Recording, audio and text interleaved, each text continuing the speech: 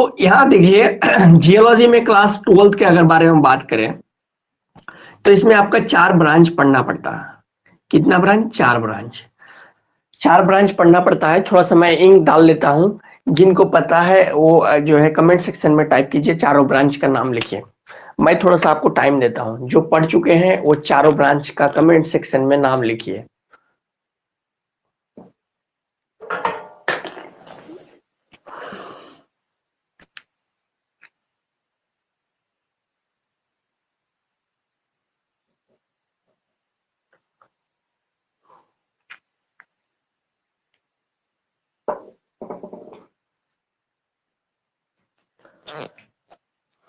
तो चलिए मैं ही बता देता हूँ आपका जो फर्स्ट ब्रांच है इनका नाम है पेट्रोलॉजी। पेट्रोलॉजी हिंदी और इंग्लिश मीडियम दोनों को जो है मैं एक साथ पढ़ाता हूँ, है ना। इसको लेकर आपको टेंशन में नहीं रहना। पेट्रोलॉजी इकोनॉमिक्स स्ट्रेटिग्राफी, चलिए बिल्कुल सही। तो पेट्रोलॉजी फर्स्ट ब्रांच का नाम है, जिसे हिंदी में आपका शैल विज्ञान कहा जाता है। शैल विज्ञान, क्या नाम है? शैल विज्ञान। शैल क्या है आगे हम समझाएंगे। दूसरा ब्रांच का जो नाम है वो है आपका इकोनॉमिक जियोलॉजी। इकोनॉमिक जियोलॉजी, जिसे हिंदी में आपका आर्थिक भूविज्ञान कहा जाता है। आर्थिक भूविज्ञान, देखिए नाम से ही पता चलता है इकोनॉमिक तो कहीं ना कहीं आपका इकोनॉमिक्स की तरह है, जिसे हम अर्थशास्त्र कहते हैं, है ना। तो इकोनॉमिक जियोलॉजी में को हिंदी में आर्थिक भूविज्ञान कहा जाता है। वही थर्ड ब्रांच के बारे में बात करें जिनका नाम है पैलेंटोलॉजी। पैलेंटोलॉजी, इसे हिंदी में जीवाश्म विज्ञान कहा जाता है। जीवाश्म विज्ञान। और जो चौथा ब्रांच है इनका नाम है आपका स्ट्रैटिग्राफी, जिसे हिंदी में आपका इसे अस्तरित शैल विज्ञान कहा जाता है। अस्तरित शैल विज्ञान। एग्जाम के पॉइंट ऑफ व्यू से बात करें तो ये दो ज्यादा ब्रांच बहुत ज्यादा इंपॉर्टेंट है, पेट्रोलॉजी और इकोनॉमिक जियोलॉजी। इनसे ही आपका मैक्सिमम क्वेश्चंस जो पूछा जाता है, चाहे आपका सब्जेक्टिव बात हो या ऑब्जेक्टिव, तो इन्हीं दो ब्रांच से सबसे ज्यादा क्वेश्चंस पूछा जाता है। लेकिन ऐसा नहीं कि फिजिक्स केमिस्ट्री के ज्यादा बहुत ज्यादा वास्ट थ्योरी है, ऐसा भी नहीं है ना। इसमें कुछ कुछ पॉइंट्स है। लेकिन जैकबोर्ड, आप जानते हैं कि जैकबोर्ड जो है इनमें बहुत बड़ा फॉल्ट है जैकबोर्ड के अंदर। ये क्या है कि अब तक आपका जियोलॉजी का सिलेबस रिलीज नहीं किया है ना। और ना ही कोई भी पिछला प्रीवियस सेशन आप उठा के देख लीजिए, इसमें आपका ना तो आपका मॉडल सेट रिलीज करता है, ना ही आपका जैकबोर्ड की तरफ से सिलेबस रिलीज करता है। फर्स्ट टर्म में कौन सा आएगा सर?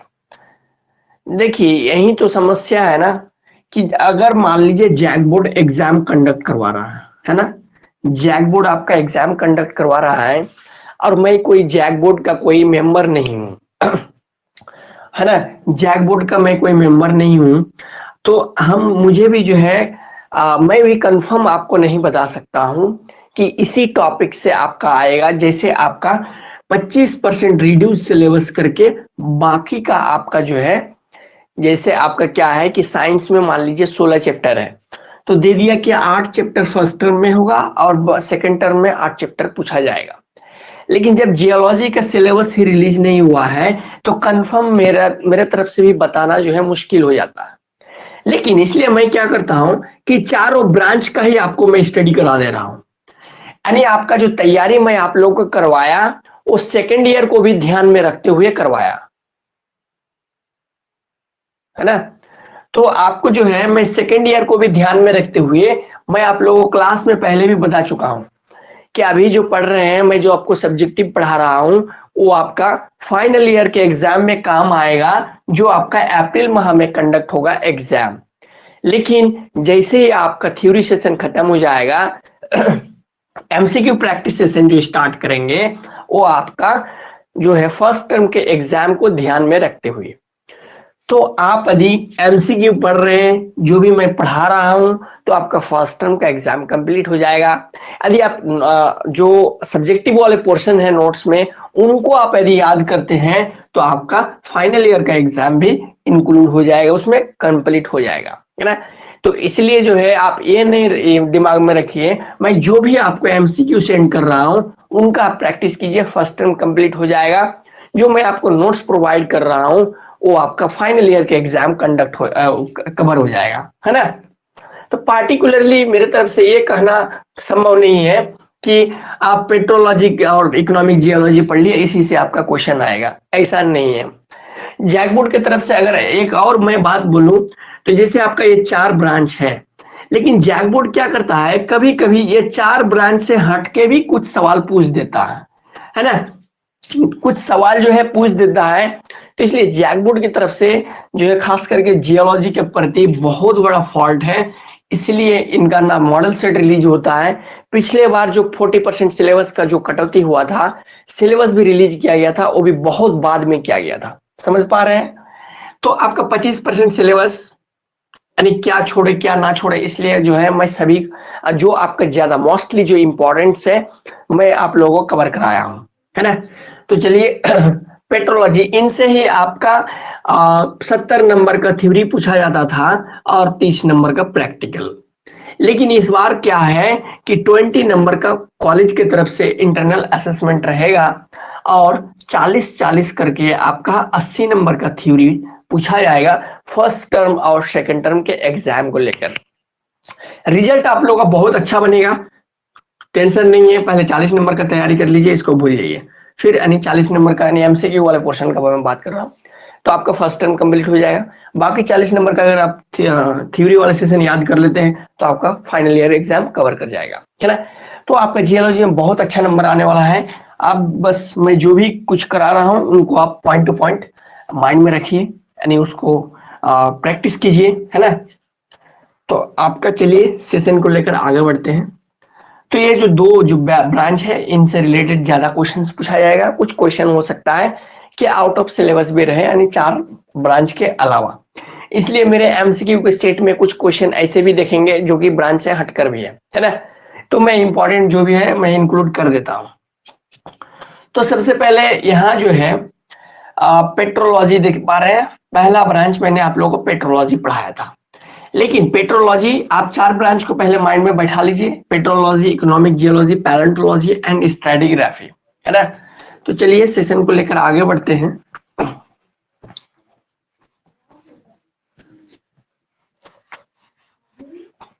तो पेट्रोलॉजी शुरू करने से पहले थोड़ा सा मैं जियोलॉजी के बारे में थोड़ा सा, है ना, शॉर्टकट में मैं बता देता हूं जियोलॉजी क्या है ना, जिसे हम हिंदी में भूविज्ञान कहते हैं, भूविज्ञान। तो ये जो जियोलॉजी शब्द है ये आपका जो है जियोलॉगिया, जियोलॉगिया यानी GEJ और LOGI लॉगिया, यानी जियोलॉगिया दोनों को मिला देंगे तो क्या बन जाएगा, जियोलॉगिया। आज से बहुत समय पहले एंशियंट टाइम में ग्रीक वर्ड में, ग्रीक क्या है, एक लैंग्वेज है जिस प्रकार संस्कृत, हिंदी, है ना, इस प्रकार क्या है ये सब लैंग्वेज है, उसी तरह से आपका क्या है ग्रीक एक भाषा है, लैंग्वेज है। तो ग्रीक भाषा के एक वर्ड है जिनका नाम है जियोलॉगिया, जिसे आज हम जियोलॉजी के रूप में जानते हैं, जिसे आज हम जियोलॉजी के रूप में जानते हैं। तो आज से बहुत समय पहले इसे ग्रीक वर्ड में जियोलॉगिया कहा जाता था। और जे का मतलब होता है अर्थ, जे मीन्स अर्थ, और लॉगिया का मीन्स होता है स्टडी, स्टडी या फिर साइंस कह सकते हैं आप, साइंस। इसे हिंदी में अगर बात करें तो पृथ्वी यानी अर्थ मीन्स पृथ्वी या भू भी कह सकते हैं, और स्टडी का मतलब होता है अध्ययन, और साइंस का मतलब होता है विज्ञान, विज्ञान। तो जब दोनों को मिला देंगे तो इसको आप पृथ्वी विज्ञान भी कहिए या भूविज्ञान भी कह सकते हैं, जिसे जियोलॉजी यानी भूविज्ञान। इसका मतलब कि geology is also called earth science, मतलब कि हम जियोलॉजी को अर्थ साइंस भी कह सकते हैं, भूविज्ञान को हम पृथ्वी विज्ञान भी कह सकते हैं। समझ पा रहे हैं। इनमें स्टडी जो होगा, अगर आपसे मैं सवाल पूछूं कि जियोलॉजी में आखिर किन चीजों का स्टडी होगा, तो अगर एक शब्दों में बोला जाए तो कह सकते हैं हम कि इनमें जो है अर्थ से रिलेटेड चीजों के बारे में स्टडी होगा, यानी आपका पृथ्वी से संबंधित चीजें के बारे में अध्ययन होगा, बोले तो स्टडी होगा। अब पृथ्वी के आंतरिक भाग में किस प्रकार की संरचना है, पृथ्वी के बाहरी भाग में किस प्रकार की संरचना है, क्या अवस्थाएं हैं, स्टेट्स है, इन सारे चीजों का अध्ययन जो है, यानी internal part of earth, external part of earth, है ना, इस सारे की चीजों का अध्ययन हम जो है जियोलॉजी के अंडर करते हैं। समझ पा रहे हैं? यहां तक समझने में किसी को दिक्कत? यहां तक समझ गए तो आप यस टाइप कीजिए। चलिए, ताकि आपको भी नींद ना आए, मेरे साथ साथ आप लोग भी जो है क्या करेंगे, थोड़ा बहुत एक्सरसाइज करते रहना है बीच बीच में। तो चलिए कमेंट सेक्शन में अगर यस टाइप कीजिए अगर आप यहां तक समझने में कुछ दिक्कत ना हो तो। चलिए सभी लोग, वेरी गुड। चलिए वेरी गुड। तो अब जो है जियोलॉजी के फादर कौन है ना? तो जियोलॉजी के फादर के बारे में बात करें या ऑरिजिनेटर के बारे में बात करें, यानी जिसे पिता कहा जाता है, भूविज्ञान का पिता कहिए या जनक कहिए, तो आपका एक नाम आता है जिनका नाम है जेम्स हटन। जेम्स हटन, है ना? जेम्स हटन, जेम्स हटन एक साइंटिस्ट हैं। इनका जन्म जो है स्कॉटलैंड में हुआ था, 1726 में, मृत्यु हुआ था 1797 में, है ना? तो चलिए, आपका इनसे रिलेटेड क्वेश्चंस ये नहीं रहेगा कि जेम्स हटन का जन्म कब हुआ, इस तरह के क्वेश्चंस नहीं रहेगा, लेकिन जानना जरूरी है, बेसिक क्लास है। जेम्स हटन के बारे में अगर कहा जाए तो ये जियोलॉजी के भी बहुत बड़े एक्सपर्ट थे, विद्वान थे। जियोलॉजी के अलावा ये रसायन शास्त्र के भी बहुत बड़े जानकार थे। रसायन शास्त्र के अलावा ये कृषि विशेषज्ञ भी थे, यानी आपका एग्रीकल्चर एक्सपर्ट भी थे। एग्रीकल्चर एक्सपर्ट ही नहीं बल्कि इनके अलावा एक पेशे से एक डॉक्टर भी थे। समझ पा रहे हैं? तो कहा जाता है कि आखिर जेम्स हटन को फादर ऑफ जियोलॉजी क्यों कहा गया, यानी भूविज्ञान के पिता आखिर जेम्स हटन को ही क्यों माना गया? तो मान लीजिए एग्जाम्पल के तौर में, मान लीजिए आपने कोई एक प्रोजेक्ट स्टार्ट किया, है ना? तो कोई एक व्यक्ति जो है किसी प्रोजेक्ट को स्टार्ट किया, मान लीजिए वाटर सिस्टम इंजन, कि आपका गाड़ी में तेल जो है खत्म हो गया, आपने पानी डाल लिया, यानी वाटर सिस्टम इंजन रहेगा तो पानी से गाड़ी चलेगी। तो मान लीजिए आपने उसमें 20 साल दिमाग लगाया लेकिन सक्सेसफुल नहीं हो पाए। वाटर सिस्टम इंजन बनाने के लिए आपने 20 साल दिमाग लगाया लेकिन आप सक्सेसफुल नहीं हो पाए। आपके बाद आपका बेटा ने दिमाग लगाया, 10 साल तक वो अपना टाइम इन्वेस्ट किया, आपका सक्सेसफुल नहीं हुआ। उनका बेटा जो है फिर 5 साल लगाया, सक्सेसफुल नहीं हुआ। उनका बेटा दिमाग लगाया, 20 साल उसमें माइंड लगाया, सक्सेसफुल हो गया। तो कह सकते हैं कि शुरुआत किसी ने किया लेकिन उस प्रोजेक्ट को फाइनल टच किसी ने दिया। समझ पा रहे हैं?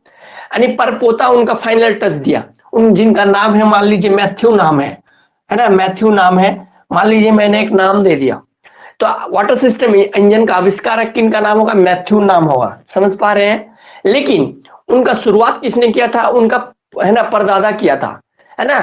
लेकिन फाइनल टच उसका परपोते ने दिया। समझ पा रहे हैं? तो इसका मतलब जिस प्रोजेक्ट में जिनका ज्यादा योगदान है, जिनका ज्यादा उसमें टाइम इन्वेस्टमेंट है, जिसने प्रोजेक्ट को सक्सेसफुली लॉन्च किया मार्केट में, उसका ज्यादा नाम होता है। तो जियोलॉजी का फादर कहने का मतलब जेम्स हटन को कि पृथ्वी से संबंधित, अर्थ से रिलेटेड डिफरेंट टाइप्स के प्रिंसिपल्स दिए थे आपका जेम्स हटन ने, है ना? और सबसे ज्यादा प्रिंसिपल्स दिए थे अर्थ से रिलेटेड, जिनको लेकर आपका father of geology James Hutton को ही कहा गया। लेकिन आपका जेम्स हटन नहीं बल्कि इनके अलावा और भी कुछ नाम आता है, बफन, इनके अलावा नाम आता है डॉक्टर हेनरी वेस्ले वैसी, और भी कुछ नाम आता है जो कि जियोलॉजी के क्षेत्र में बहुत बड़ा उनका योगदान है। लेकिन मॉडर्न फादर ऑफ जियोलॉजी का कहा जाए तो आपका जेम्स हटन को ही माना जाता है। समझ पा रहे हैं? तो चलिए अब आगे बढ़ते हैं। यहां तक आप, आई होप आप लोग बेटर तरीके से समझ गए होंगे।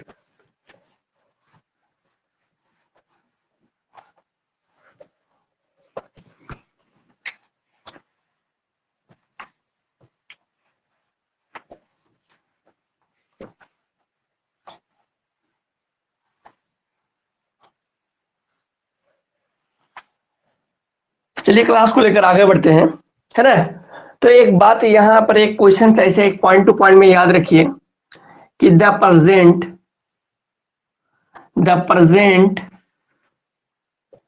is the पास्ट ऑफ की, है ना।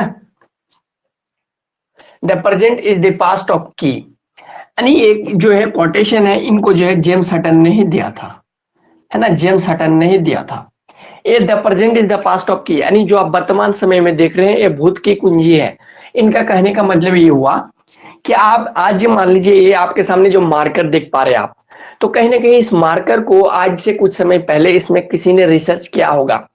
तो आज से 10 साल पहले किसी ने इस पर रिसर्च किया है, तभी जाके आज इनका परिणाम देखने को मिला, जिससे मैं बोर्ड में लिख रहा हूं। तो इसलिए कह रहा है कि the present is the past of की, यानी पुराने समय में जो भी कुछ जो है उनका ये हुआ है, ओरिजिन हुआ है, तो कहीं ना कहीं उन्हीं का परिणाम से आज हम अपने आसपास में संसाधन को देख पा रहे हैं, है ना। तो इस कोटेशन को अगर आपको क्वेश्चन में पूछ दिया जाए कि वर्तमान भूत की कुंजी है, यह कथन किसने कहा है, आपके सामने मल्टीपल ऑप्शन दे देगा, जेम्स हटन दे देगा, जेम्स डाना दे देगा, डेनिस रिची दे देगा, कुछ और नाम दे देगा, तो सटीक उत्तर जेम्स हटन में लगाना है। यानी the present is the past of की एक कोटेशन किनके द्वारा दिया गया है, तो आपका जेम्स हटन के द्वारा दिया गया है ना। प्रीवियस क्वेश्चन अगर देखेंगे तो इस तरह के सवाल आपको जरूर मिलेगा। तो चलिए फर्स्ट जो आपका ब्रांच है वो है आपका पेट्रोलॉजी। क्या नाम है, फर्स्ट ब्रांच जो है वो है आपका पेट्रोलॉजी, जिसे सैल या चट्टानी विज्ञान भी कहा जाता है, चट्टानी विज्ञान। तो देखिए ये पेट्रोलॉजी जो है, पहले इनके बारे में समझते हैं। ये जो है आपका पेट्रा लोगोस, है ना, ये आपका एक लैटिन वर्ड है। जिस तरह आपने ग्रीक वर्ड में जाना कि जियोलॉगिया को जियोलॉजी जानते हैं आज, तो लैटिन वर्ड में आपका पेट्रोलॉजी को पहले पेट्रा लोगोस कहा जाता था। और पेट्रा मीन्स होता है rock, Petra is also called rock. और लोगोस आया है, आपका लोगोस का मतलब होता है स्टडी कहिए या फिर आप साइंस कहिए, साइंस। यानी पेट्रोलॉजी को आज से बहुत समय पहले लैटिन भाषा में, लैटिन भाषा का एक वर्ड है जिनका नाम है पेट्रालोगोस, समझ पा रहे हैं। और पेट्रा लोगोस अगर दोनों वर्ड को अलग पार्टिकुलरली कर दिया जाए तो पेट्रा लोगोस बन जाएगा। और पेट्रा का मतलब होता है रॉक, यानी Petra means rock in other words, समझ पा रहे हैं। और पेट्रा को हिंदी अगर दूसरे भाषा में क्या कहा जाता है, दूसरे वर्ड में रॉक कहा जाता है। अगर हिंदी में बात करें तो इसे सैल या चट्टान कहा जाता है। आगे चट्टान क्या है इनके बारे में समझेंगे। और स्टडी मतलब जो जानते हैं आपके अध्ययन, और साइंस का मतलब होता है विज्ञान। तो अगर हिंदी में बात करें तो सैल या चट्टानी विज्ञान हो जाएगा, जो कि मैंने पहले भी लिख दिया हूं। तो अगर एक बात कह सकते हैं कि पेट्रा मीन्स रॉक, लोगोस मतलब स्टडी या साइंस, तो हम कह सकते हैं कि petrology is also called rock science, समझ पा रहे हैं। अगर आपसे सवाल मैं पूछ दूं petrology is also called dot dot dot rock science volcano, समझ पा रहे हैं, या फिर कोई और मैंने आपको मल्टीपल ऑप्शन दे दिया, सटीक उत्तर किसमें टिक लगाना है, रॉक साइंस में, जो कि इस तरह के सवाल आपको आ भी चुका है। यानी आपका हिंदी में सैल विज्ञान कहिए या चट्टानी विज्ञान कहिए एक ही बात है, समझ पा रहे हैं। अब जो है इस पेट्रोलॉजी को जो है 3 भागों में डिवाइड किया गया है इनके प्रॉपर्टीज के आधार पर। फर्स्ट का नाम है आपका इग्नियस रॉक, इग्नियस रॉक, जिसे हिंदी में आग्नेय सैल कहा जाता है, आग्नेय सैल। देखिए आपको कंफ्यूज नहीं होना है, इस सैल आए या मैं सैल लिखूं या चट्टान लिखूं, दोनों एक ही चीज है, समझ पा रहे हैं। सैल लिखे तो भी चट्टान समझना, चट्टान लिखे तो भी सैल समझना है ना। तो आपको किसी भी तरह से जो है कंफ्यूज नहीं होना है। दूसरा जो आपका भाग है, चलिए इनको मैं फर्स्ट लिख देता हूं।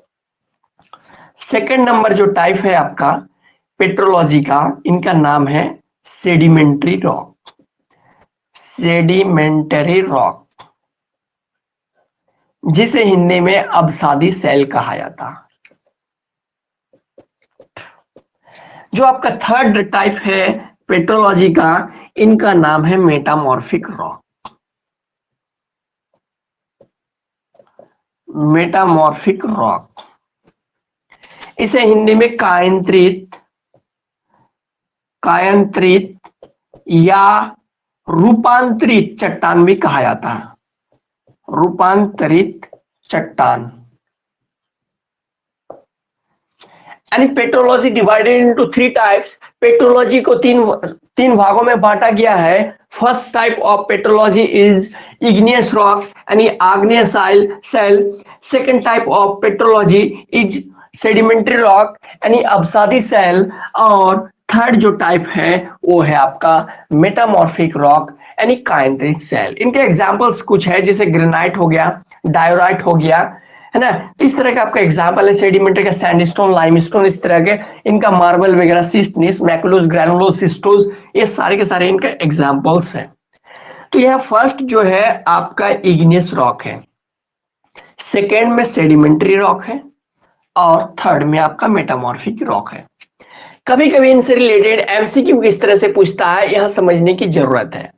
मैंने फर्स्ट में क्या लिखा, इग्नियस रॉक लिखा, यानी फर्स्ट, समझ पा रहे हैं। First is also called primary, है ना, प्राइमरी। प्राइमरी अगर हिंदी में बोला जाए तो प्राथमिक, प्राथमिक। और अगर कोई इनमें आपका अगर सरकारी विद्यालय के बच्चे होंगे तो आप पढ़े होंगे प्राथमिक विद्यालय में, जरूर पढ़े होंगे 1 to 5, जहां पर पारा टीचर लोग पढ़ाते हैं। मैं खुद पढ़ा हूं प्राथमिक से, इसमें शर्माने की क्या बात है ना। तो प्राथमिक मतलब बोलते हैं उनको, अगर साधारण भाषा में समझा जाए तो प्राथमिक मतलब होता है कि आपका मतलब शुरुआत, समझ पा रहे हैं, जहां से पढ़ाई जो है क्या करेंगे, शुरुआत करेंगे।